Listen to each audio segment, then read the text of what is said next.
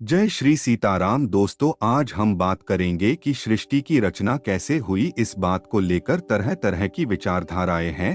तो आज हम बात करेंगे विष्णु पुराण के अनुसार सृष्टि की रचना कैसे हुई। चलिए वीडियो को शुरू करते हैं। बहुत समय पहले की बात है, जब ना धरती थी, ना आकाश, ना दिन था, ना रात, ना समय था, ना काल, सब और सिर्फ असीम शून्य था। एक गहरी शांत रहस्यमयी नीरवता। इसी शून्य के मध्य क्षीर सागर की अथाह जलराशि पर एक दिव्य दृश्य था।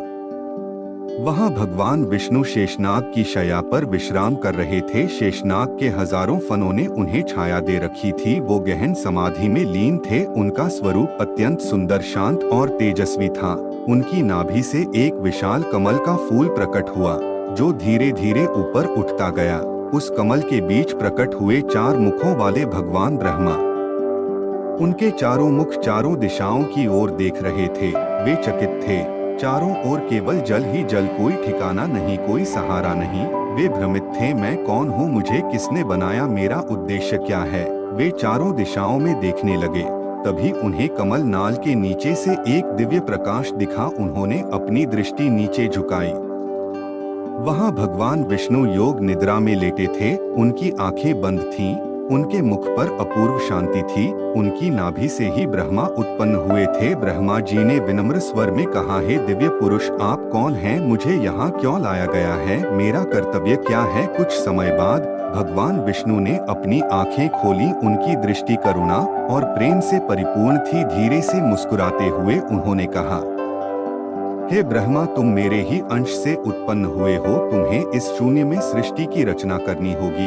तुम ही इस ब्रह्मांड के रचयिता हो। तुम्हारे मन में जो भी संकल्प उत्पन्न होगा, वही सृष्टि का रूप लेगा। ब्रह्मा जी ने हाथ जोड़कर कहा, प्रभु, यह कार्य अत्यंत विशाल और कठिन है। मैं किस प्रकार सृष्टि का आरंभ करूं, मुझे मार्गदर्शन दे। भगवान विष्णु ने उत्तर दिया, हे ब्रह्मा, पहले ध्यान करो, अपने भीतर की दिव्यता को अनुभव करो। तुम्हारे भीतर ही वह ज्ञान है जिससे समस्त लोकों की रचना होगी। ध्यान से तुम्हें चारों वेदों का ज्ञान प्राप्त होगा।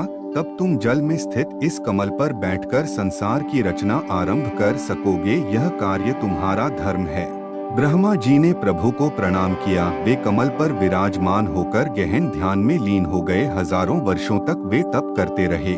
धीरे धीरे उनके मन में रचना का विज्ञान प्रकट हुआ। उन्होंने सबसे पहले समय का निर्माण किया, फिर आकाश का, फिर वायु का, फिर अग्नि का, फिर जल का, फिर पृथ्वी का निर्माण किया। जब 5 महाभूतों की रचना हो गई, तो उन्होंने पर्वत, नदियां, समुद्र, वृक्ष, लताएं और फूल उत्पन्न किए। फिर उन्होंने जीवों की रचना की, कीट पतंगे, पशु पक्षी और अंत में मनुष्य। जब यह सृष्टि सुशोभित हो उठी, तब ब्रह्मा जी ने प्रसन्न होकर भगवान विष्णु को स्मरण किया। उन्होंने कहा, हे जगतपालक प्रभु, आपके आदेश और आशीर्वाद से ही यह सृष्टि संभव हुई। मैं आपका आभार व्यक्त करता हूँ। भगवान विष्णु ने उत्तर दिया, हे ब्रह्मा, यह सृष्टि तब तक सुरक्षित रहेगी जब तक धर्म की रक्षा होती रहे। जब जब धर्म की हानि होगी, तब तब मैं स्वयं अवतार लेकर इस सृष्टि की रक्षा करूंगा। ब्रह्मा जी ने आदर पूर्वक सिर झुका दिया। अब उन्हें अपने उद्देश्य का ज्ञान हो चुका था। उन्होंने ब्रह्मांड के कण कण में प्रभु का वास अनुभव किया। उनकी आंखों से प्रेम और करुणा के अश्रु बहने लगे। वो जान चुके थे